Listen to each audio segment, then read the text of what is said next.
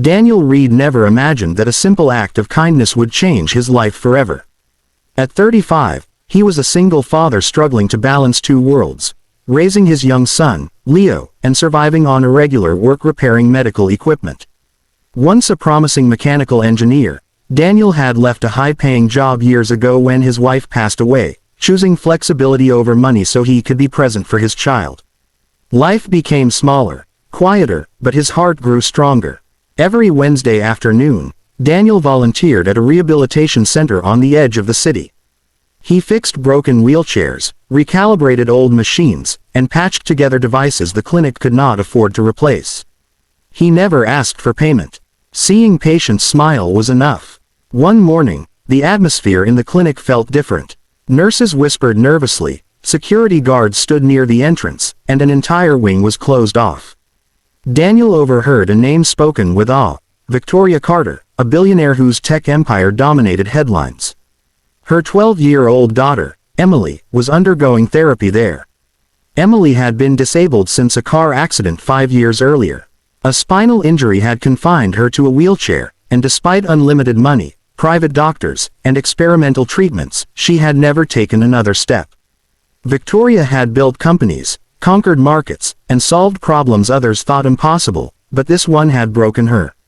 In a storage room, Daniel noticed a brand new rehabilitation device covered with a cloth. Its design was sleek, futuristic, far beyond anything the clinic usually owned. Yet a red warning light blinked angrily. "Why isn't this being used?" Daniel asked a nurse. She sighed. "It's too advanced. Even the company technicians couldn't fix the errors. It's supposed to help patients reconnect their brain to their muscles, but it won't respond properly." "Mrs. Carter is losing hope." Daniel hesitated, then gently lifted the cover. He studied the interface, the sensors, the wiring. His eyes narrowed, not with fear, but with curiosity. "May I try something?" he asked. Hours passed unnoticed. Daniel rewired feedback sensors, rewrote sections of adaptive code, and simplified the logic that limited patient response. The machine didn't need to control the body, it needed to listen to it. When he powered it back on, the red light disappeared. Security arrived soon after, but instead of escorting Daniel out, they led him into the private wing. Victoria Carter stood beside her daughter's wheelchair, tall and composed, though exhaustion was etched into her face. "They tell me you altered a machine my engineers couldn't fix," Victoria said coolly. "I didn't mean any disrespect," Daniel replied calmly. "I just thought the problem wasn't the technology. It was how it was being used." Emily looked at him with cautious hope. "Will it hurt?" she asked softly. Daniel knelt in front of her. "No. And you're in control, not the machine." Victoria hesitated, then nodded.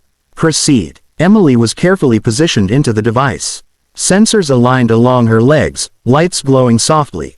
The room held its breath. "Don't think about walking," Daniel said gently. "Just think about moving, even the smallest bit." The machine hummed. Emily's toes twitched. A gasp echoed through the room. "Again," Daniel encouraged. Her foot moved, clearly this time. The device responded instantly, adjusting support instead of forcing motion. Emily's knee bent slightly, then straightened. Tears streamed down her face as laughter escaped between sobs. "I felt it, Mom," she cried. "I really felt it." Victoria's knees weakened. She covered her mouth, years of restrained fear and grief collapsing at once. The strongest woman in the room fell to the chair behind her, shaking, crying openly. For the first time in 5 years, Emily wasn't just being moved, she was moving herself. The session ended with applause, cheers, and stunned silence. Doctors whispered in disbelief. Victoria walked slowly toward Daniel, her voice trembling. "Do you understand what you've done?" she asked. Daniel shook his head. "I just helped the machine listen." Victoria broke down completely. "I spent billions trying to save my daughter, and you did it with compassion." News spread fast. Media outlets called it a miracle. Investors demanded Daniel's name. Victoria offered him a research lab, unlimited funding, and a position that would make him wealthy overnight.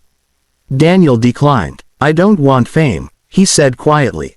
"I want children like Emily, kids without billionaires for parents, to have hope too." Victoria looked at him for a long moment, then smiled through tears. "Then I'll help you do that."